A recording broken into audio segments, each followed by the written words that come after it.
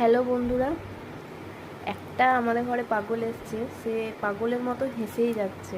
কিসের জন্য এত হাসি আসছে সত্যি আমি বুঝতে পারছি না। এই যে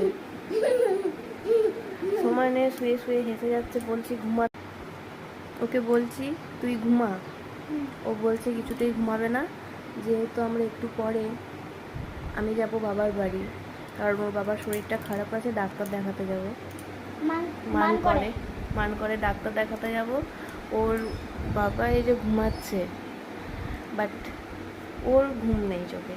কারণ একটাই, ও মামার বাড়ি যাবে, তাই ওর চোখে ঘুম নেই। প্রচণ্ড এক্সাইটেড হয়ে আছে যে ও মামার বাড়ি কখন যাবে। আজকে পরীক্ষা কেমন হয়েছে?